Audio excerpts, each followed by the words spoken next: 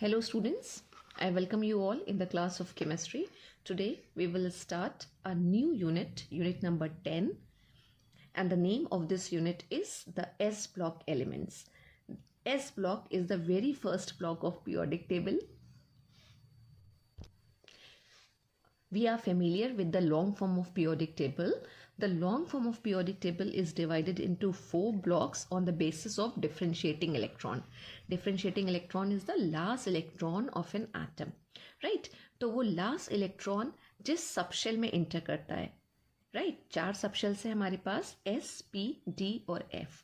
तो जिस सबशेल में इंटर करता है वो पर्टिकुलर जो एलिमेंट होगा वो उसी ब्लॉक को बिलोंग करेगा. तो on the basis of differentiating electron the periodic table is divided into 4 blocks S, P, D and F. How do we define the S block elements?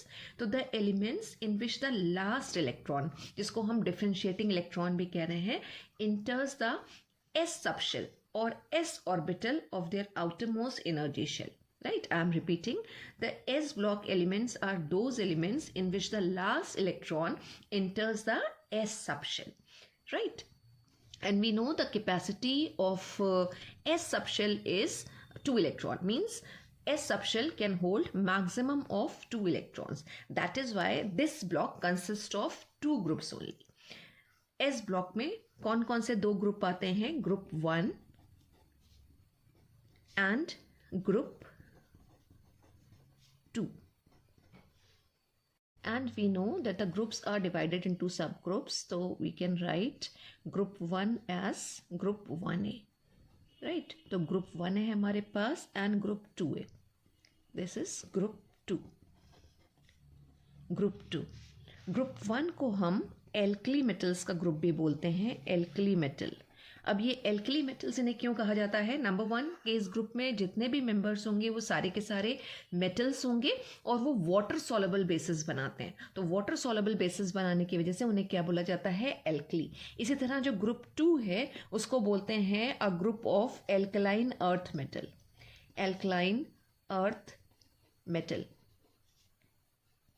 और मेटल्स, जिसमें beryllium जो है फर्स्ट मेंबर एक्सेप्शन है. Otherwise सारे members जो होते हैं वो एल्कलाइन इन नेचर है, यानी कि बेसिक इन नेचर होते हैं, अर्थ क्रस्ट में प्रेजेंट होते हैं, इसलिए इन्हें बोल रहे हैं एल्कलाइन अर्थ मेटल. तो एस ब्लॉक में हमारे पास 2 ग्रुप्स आते हैं, ग्रुप 1 एंड ग्रुप 2. ग्रुप 1 को हम बोलते हैं a group of alkali metals और ग्रुप 2 को बोलते हैं हम a group of alkaline earth metals. अब इन्हीं 2 ग्रुप्स को हमें 1 बाय 1 डिस्कस करना है. तो जो सबसे पहले ग्रुप की हम बात करेंगे वो है ग्रुप 1 और ग्रुप ऑफ एल्कली मेटल्स. यानी हमें उन एलिमेंट्स की बात करनी है जो ग्रुप 1 में आते हैं. तो ग्रुप 1 में हमारे पास कौन कौन से एलिमेंट्स हैं? तो अगर आपको पीरियोडिक टेबल याद हो तो जो ग्रुप 1 है, जो सबसे पहला ग्रुप आता है पीरियोडिक टेबल का, वो हाइड्रोजन से स्टार्ट होता है. लेकिन वी नो कि हाइड्रोजन जो है वो एस ब्लॉक का मेंबर नहीं है. तो हाइड्रोजन के बाद जो मेंबर है वो है लिथियम. तो जो एल्कली मेटल्स का ग्रुप है वो लिथियम से स्टार्ट होता है. तो इसके मेंबर्स पहले हम लिखते हैं कि कौन कौन से मेंबर्स हैं. तो लिथियम है, लिथियम सिंबल उसका होगा Li. लिथियम के बाद आता है सोडियम. लिथियम में 2 एनर्जी शेल्स होती हैं और सोडियम में 3 एनर्जी शेल्स हैं. Sodium symbol is Na. Natrium से इसका नाम आया है, नेट्रियम से इसका सिंबल आया है Na. उसके बाद जो मेंबर है वो है potassium. Lithium, sodium and then potassium. Potassium का सिंबल इज K. और उसके बाद आता है rubidium. Rubidium, rubidium is Rb. Rubidium के बाद है सीजियम. सीजियम, सीजियम का सिंबल जो है वो है Ca. नहीं होगा because Ca is for calcium. This is Cs. Caesium and francium. तो हेवीएस्ट मेंबर पूछा जाए इस ग्रुप का तो वो है francium. Francium and symbol of francium is Fr. Right. अब ये जो एल्कली मेटल्स हैं, जो ग्रुप 1 की मेटल्स हैं, अगर हम इनकी इम्पोर्टेंस की बात करें तो ऑलमोस्ट सारे मेंबर्स जो हैं वो काफ़ी इम्पॉर्टेंट हैं. हम चाहे डेली लाइफ में बात करें या इन एलिमेंट्स के हम फिजियोलॉजिकल इम्पोर्टेंस की बात करें तो सभी मेंबर्स का कुछ ना कुछ इम्पोर्टेंस कहीं ना कहीं पर है. डेली लाइफ में हम बात करें तो जो हम टेबल सॉल्ट यूज़ करते हैं उसमें सोडियम एक बहुत ही इंपॉर्टेंट कॉन्स्टिट्यूएंट है, सोडियम क्लोराइड जो टेबल सॉल्ट का कंपोनेंट है। उसके अलावा पोटेशियम आयोडाइड, राइट, और NaOH जो सोडियम से ही बनता है। फिर फोटो इलेक्ट्रिक सेल्स जो हैं उसमें भी थोड़े से बड़े साइज़ के एल्कली मेटल्स ही यूज़ होते हैं, जैसे कि पोटेशियम, रुबीडियम, सीजियम। फ्रांसियम की जब हम बात करते हैं तो ये एक रेडियो एक्टिव एलिमेंट है। इसकी हाफ लाइफ, जब हम एक रेडियो एक्टिव आइसोटोप्स जो हैं उनकी हाफ लाइफ होती है, तो इसकी जो हाफ लाइफ है, इसका जो लॉन्गेस्ट लिव्ड आइसोटोप कहलाता है वो है फ्रांसियम 223, और इसका जो हाफ लाइफ पीरियड है, हाफ लाइफ पीरियड बहुत ही शॉर्ट है, राइट। तो 21 मिनट्स, और कहीं कहीं पे ये वैल्यू जो है 22 मिनट्स भी लिखी होती है। तो 21 से लेके 22 मिनट्स जो है वो उसका हाफ लाइफ पीरियड है। और कौन सा आइसोटोप है फ्रांसियम का? फ्रांसियम 223। तो हाफ लाइफ पीरियड बहुत कम है, जिसकी वजह से वो रेयरेस्ट है, लेकिन बहुत ज़्यादा कोई इंपॉर्टेंस में नहीं आ पाता क्योंकि हाफ लाइफ पीरियड ही इसका बहुत कम है, राइट। तो सारे ही members lithium, sodium, potassium, rubidium, caesium और फ्रांसियम कुछ ना कुछ इम्पॉर्टेंट रोल प्ले करते हैं, चाहे वो हमारा डेली लाइफ की चीज़ें हों जिसमें इन सारी चीज़ों को ऐड किया जाता है, या फिर फिजियोलॉजिकल इंपॉर्टेंस की बात करें, हमारी बॉडी में भी सोडियम पोटेशियम पंप चलता है, यानी हमारी बॉडी इन आयंस का हमारी बॉडी में बहुत ही इंपॉर्टेंट रोल है, और हमारी बॉडी जो है इन आयंस का बैलेंस हमारी बॉडी में बनाए रखती है। और इसी ग्रुप में जो हमारे पास पोटेशियम, रुबीडियम, सीजियम है, ये सुपर ऑक्साइड्स का भी फॉर्मेशन करते हैं। ऑक्सीजन जो है वो सुपर ऑक्साइड्स भी बनाता है, तो सुपर ऑक्साइड्स पीरियोडिक टेबल में एस ब्लॉक के मेंबर्स बनाते हैं, और एस ब्लॉक के मेंबर्स में भी जो थोड़े से हायर साइज के होंगे, हायर साइज मतलब जिसमें एनर्जी शेल ज़्यादा होंगे, थोड़े हेवियर होंगे, जैसे कि पोटेशियम, रुबीडियम, सीजियम, ये वाले जो मेंबर्स हैं वो सुपर ऑक्साइड्स का फॉर्मेशन करते हैं। ग्रुप 1 के जब हम जनरल इलेक्ट्रॉनिक कॉन्फ़िगरेशन की बात करते हैं, तो general electronic configuration alkali metals का आता है NS1। बड़ा सिंपल सा है general electronic configuration NS1, right. For example अगर हम बात करें तो लिथियम इसका एटॉमिक नंबर होता है 3। इसका हम कॉन्फ़िगरेशन लिखेंगे तो कैसे लिखेंगे? 1s2 और 2s1, राइट। तो ये 2s1 आ रहा है। 2 का मतलब है कि 2 शेल्स इसके अंदर प्रेजेंट होंगी, एस ब्लॉक में है, और एस ब्लॉक में एक ही इलेक्ट्रॉन प्रेजेंट है, एक अनपेयर्ड इलेक्ट्रॉन प्रेजेंट है। और अभी जो हमने बात करी थी कि जो लास्ट इलेक्ट्रॉन होता है, जैसे लिथियम के 3 इलेक्ट्रॉन्स हैं, उसमें से जो लास्ट इलेक्ट्रॉन है वो कहाँ इंटर कर रहा है? वो इंटर कर रहा है एस सबशेल में, राइट। इसीलिए लिथियम जो है वो एस ब्लॉक को बिलोंग करता है, और यहाँ पे सिर्फ एक ही इलेक्ट्रॉन आ रहा है, जिसकी वजह से लिथियम जो है वो फर्स्ट ग्रुप में रखा गया है।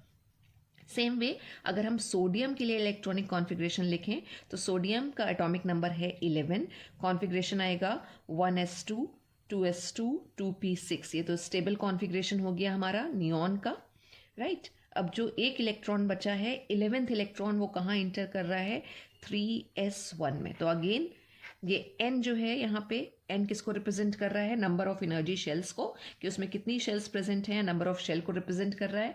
तो ये थर्ड हो गया, S में आ रहा है 1। तो जनरल कॉन्फ़िगरेशन जो है, या जनरल इलेक्ट्रॉनिक कॉन्फ़िगरेशन ग्रुप 1 का या ग्रुप 1 एलिमेंट्स का क्या है? NS1। अब इसी जनरल कॉन्फ़िगरेशन से एक दूसरी कंक्लूजन हम जो निकाल सकते हैं वो ये कि अगर हम देखें तो यहाँ एल्कली मेटल्स के साथ क्या हो रहा है? इनर्ट गैस कॉन्फ़िगरेशन आ रहा है, और सिर्फ एक ही इलेक्ट्रॉन, जैसे यहाँ पे हीलियम का कॉन्फ़िगरेशन है तो यहाँ पे नियॉन का कॉन्फ़िगरेशन है, सिर्फ एक ही इलेक्ट्रॉन अवेलेबल है मेटालिक बॉन्डिंग के लिए। तो जो मेटालिक बॉन्डिंग है वो बहुत ज़्यादा स्ट्रॉन्ग नहीं होती है एल्कली मेटल्स के केस में, इसलिए एल्कली मेटल्स जो होते हैं वो सॉफ्ट होते हैं। तो जब हम इनकी फिजिकल प्रॉपर्टीज़ की बात करते हैं, एल्कली मेटल्स की फिजिकल प्रॉपर्टीज़, तो हम इन्हें बोलते हैं सिल्वरी वाइट हैं। अगेन वो जो सिल्वरी लस्टर आ रहा है alkali metal का, that is due to the presence of these highly mobile electrons in the metallic lattice, right, and they are soft in nature.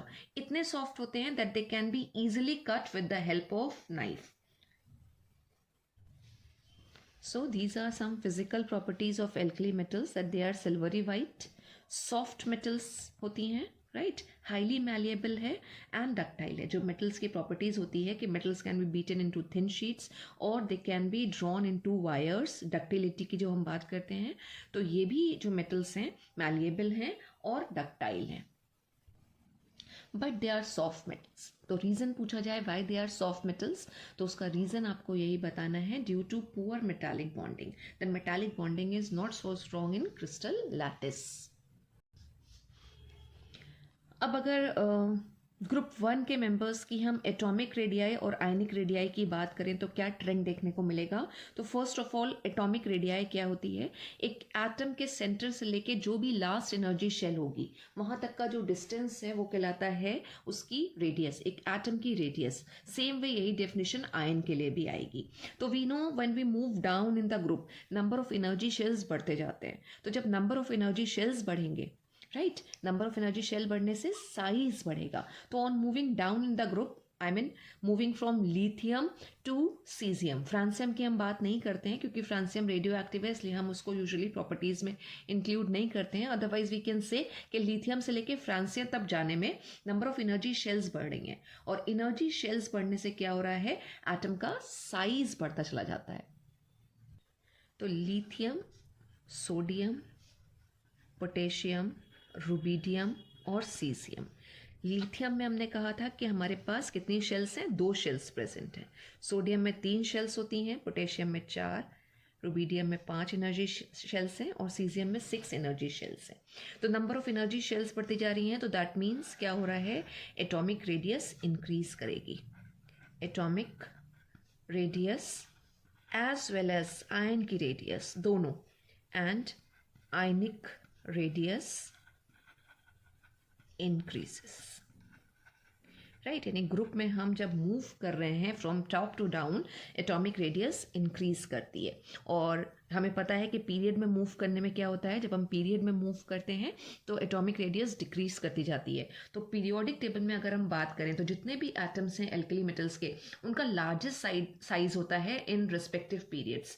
यानी अगर वो सेकेंड पीरियड में आ रहे हैं तो सेकेंड पीरियड के वो सबसे बड़े मेंबर्स होंगे, क्योंकि आगे जब हम मूव करेंगे सेकेंड पीरियड में, जब हम आगे की तरफ मूव करेंगे तो साइज जो है वो डिक्रीज करता चलता है। तो एल्कली मेटल्स को हम कहते हैं the largest atom of their respective periods. यानी लिथियम जो है वो सेकेंड पीरियड का लार्जेस्ट मेंबर होगा। उसके बाद जब हम लिथियम से आगे बढ़ेंगे, लिथियम और फिर बेरिलियम, बोरॉन, कार्बन, यानी हम एक पीरियड में आगे की तरफ बढ़ रहे हैं, तो what will happen, the size will decrease. अब आज की क्लास के लिए अगर हम एक लास्ट प्रॉपर्टी और डिस्कस करें एल्कली मेटल्स की, तो हम डेंसिटी की बात कर सकते हैं। डेंसिटी, तो एल्कली मेटल्स जो होती हैं उनकी डेंसिटीज़ बहुत ही लो होती हैं, डेंसिटीज़ जो होती हैं बहुत ही कम होती हैं, और डेंसिटी कम होने की वजह से उनको लाइट मेटल्स कंसिडर करते हैं। जैसे जैसे डेंसिटी बढ़ती जाती है मेटल हार्ड होती जाती है, लेकिन इनकी डेंसिटी जो है वो काफ़ी लो है, और लो होने की वजह से इनको लाइट मेटल कंसिडर करते हैं। लिथियम, सोडियम, पोटेशियम, ये तो I mean these 3 metals are lighter than water, पानी से भी हल्के होते हैं, राइट। तो डेंसिटी, लेकिन अगर हम बात करें कि अगर हम लिथियम से सीजियम की तरफ मूव करेंगे तो डेंसिटी इंक्रीज करती चलती है, बढ़ती जाती है। ऑब्वियसली बात है, जब हम लिथियम से सीजियम की तरफ जाएंगे तो एटॉमिक मासेस बढ़ेंगे, मास बढ़ने से क्या होगा, जो डेंसिटी है वो भी इंक्रीज करेगी। तो जैसे अभी हमने बात करी थी कि एटॉमिक रेडियस और आयनिक रेडियस इंक्रीज करती है, इसी तरह डेंसिटी भी on moving down from lithium to cesium, density also increases। और डेंसिटी क्यों इंक्रीज कर रही है, क्योंकि मास बढ़ता जा रहा है एलिमेंट्स का। यहाँ पर आपको एक एक्सेप्शन देखने को मिलेगा। अगर हम डेंसिटी को कंपेयर करें लिथियम, सोडियम, पोटेशियम और रुबिडियम, अगर हम ये मेंबर्स ले लें और इनकी डेंसिटी की हम बात करें ग्राम पर सेंटीमीटर क्यूब में, तो लिथियम की डेंसिटी आती है 0.53, सोडियम की डेंसिटी है 0.97 और पोटेशियम की है 0.86 एंड रुबिडियम की है 1.53। तो हमने कहा कि डेंसिटी इंक्रीज करती है लिथियम से सीजियम की तरफ मूव करने में। क्यों? क्योंकि एटॉमिक मास बढ़ रहा है। लेकिन अगर आप डेंसिटी को यहाँ पे देखेंगे तो 0.53 के बाद 0.97 यहाँ तो इंक्रीज हुआ है। लेकिन 0.97 के बाद क्या आ रहा है, 0.86 आ रहा है, 0.86। तो यहाँ डिक्रीज हो गया और उसके बाद फिर इंक्रीज है 1.53 का, यानी एक एक्सेप्शन आ रहा है। अब अगर हम बात करें पोटेशियम की तो थोड़ी एबनॉर्मल वैल्यू आ रही है, राइट। एबनॉर्मल वैल्यू मीन्स आनी चाहिए थी ज़्यादा लेकिन थोड़ी सी कम आ रही है। अब इसका रीज़न क्या है, तो जब हम डेंसिटी की बात करते हैं तो density is equal to, formula क्या है, density is equal to mass upon volume, right. तो हमने कहा जैसे जैसे हम ग्रुप में नीचे की तरफ मूव कर रहे हैं मास बढ़ रहा है, राइट। मास बढ़ता जाता है, उसके कंपैरेटिवली वॉल्यूम इतना नहीं बढ़ता है। लेकिन पोटेशियम के केस में क्या हो रहा है, जो एटॉमिक वॉल्यूम है वो बहुत ही अनयूजुअल तरीके से इंक्रीज कर जाता है। मास उतना नहीं बढ़ता है लेकिन वॉल्यूम बहुत ही अनयूजुअल तरीके से इंक्रीज कर जाता है, बढ़ जाता है, जिसकी वजह से क्या होगा, जब डिनोमिनेटर में वैल्यू है वो बड़ी है, मास उतना इंक्रीज नहीं हुआ, तो व्हाट विल हैपन, वैल्यू क्या होगी, थोड़ी सी कम आएगी। तो जब हम सोडियम और पोटेशियम को देखते हैं तो due to the unusual increase in the atomic size of this potassium, तो जो डेंसिटी है वो थोड़ा सा कम आ रही है। यानी अगर हम बात करें तो पोटेशियम सोडियम से भी क्या हो रहा है, कम डेंस है, थोड़ा और लाइटर है। तो this is about density of alkali metals. तो we have discussed how many properties, we have discussed general electronic configuration for group 1 elements and atomic and ionic radii की हमने बात करी कि इस ग्रुप में अगर हम नीचे की तरफ मूव करें तो एटॉमिक और आयनिक दोनों रेडियाई इंक्रीज करती हैं। उसके बाद हमने डेंसिटी की बात करी कि यूजुअली जो ग्रुप 1 के मेंबर्स हैं, मेटल्स हैं, वो जो है कम डेंस होते हैं, लाइट मेटल्स होते हैं, राइट। और डेंसिटी जो है वो ग्रुप में नीचे जाने से, आई मीन एटॉमिक मास बढ़ने से डेंसिटी इंक्रीज करती है। लेकिन थोड़ा सा हमें एबनॉर्मल वैल्यू देखने को मिलती है सोडियम और पोटेशियम के केस में। पोटेशियम की वैल्यू ज़्यादा होनी चाहिए थी but it is less than the value of और density of sodium. Thank you so much students.